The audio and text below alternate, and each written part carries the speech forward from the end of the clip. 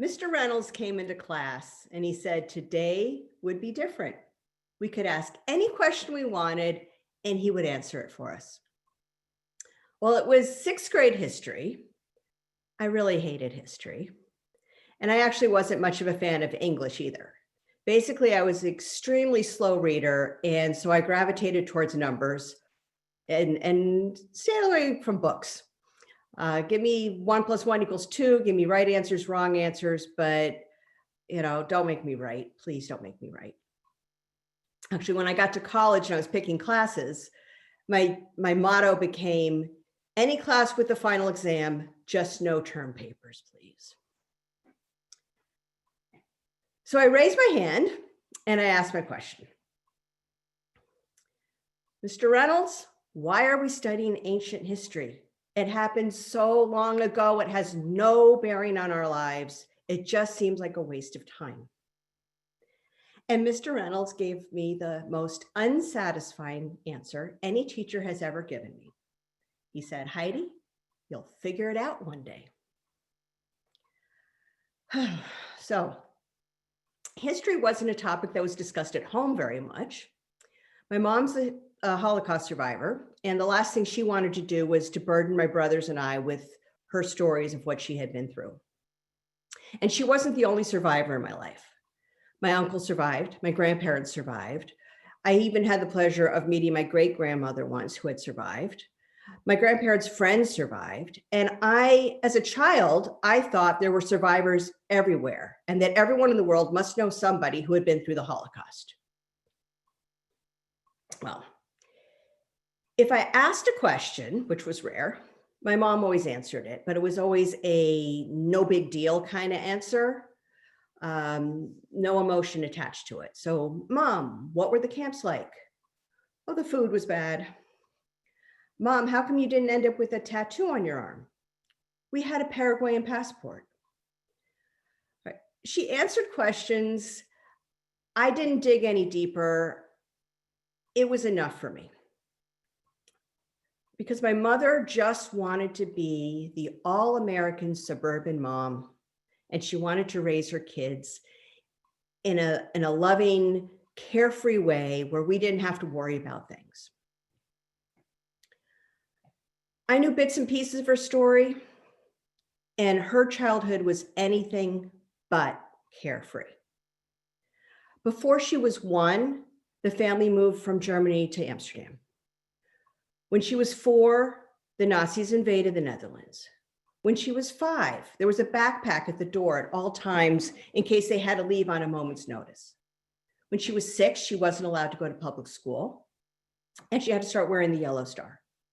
When she was 7, they had to move out of their nice apartment, and then all of her grandparents were picked up in Orazia. By the time she was 8, they had to move to the Jewish ghetto, and then the family went into hiding, and subsequently they were arrested. On February 15th, 1944, my mother's address became Barracks 42, Camp Westerbork. She celebrated her 9th birthday with a cake made out of rotten potatoes. And 2 months later, the family was shipped to Theresienstadt, and she was number 416 on transport XXIV/7. That was the basics of the story. In 2008, Mom surprised all of us when she agreed to speak at my nephew Garrett's college class. And I think that was the first time she had told her story as a narrative from beginning to end instead of an interview. In the previous to that, she'd done interviews, but in an interview, you're focusing on what somebody else wants you to say. They lead where you're going. This was her chance to tell the story her way with what was important to her. And then she kept getting asked to go to more schools and more schools. Voices of Hope has sent her all over New England. She's spoken to thousands and thousands of students. In 2012, I invited my mother to come to New Hampshire to speak at my daughter's middle school. And this time, when she spoke, I heard more of the emotion in it. I think she'd sort of loosened up a little bit about being able to let those emotions come up. And as she spoke, I watched the children and they were just mesmerized. You could hear a pin drop. And when it's a classroom full of middle school kids, that's rare. And there was one friend of my daughter's who sat in the front row, and there were just silent tears coming down her cheeks. When my mother got to the part of the story where my grandfather, her father, was called on a transport to Auschwitz, something changed for me. And I think it changed because I was no longer listening to her story as my mother's daughter.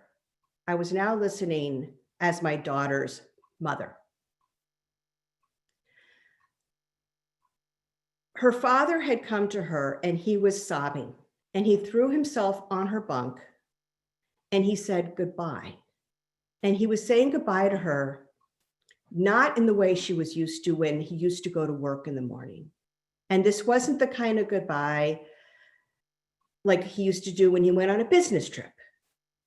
He was saying goodbye because he was going to be shipped to Auschwitz and to his death, and he knew it.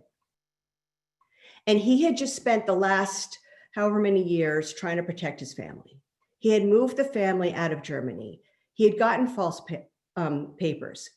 He had hid the family in an attic, and none of it worked. Here they were, and he was being shipped to his death.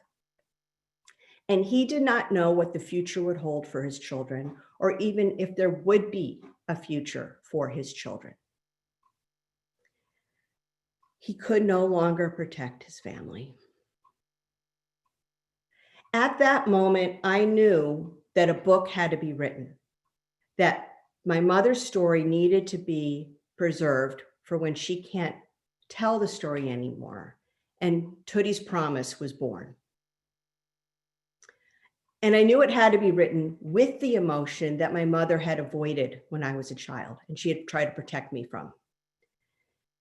The girl in the front row that was crying, she was showing true compassion. And I know that she grew into an even more sensitive and loving and thoughtful young lady as a result of that experience. So, Mr. Reynolds, I finally got it. We don't study history to learn about the past. We study history because it informs our future. Thank you.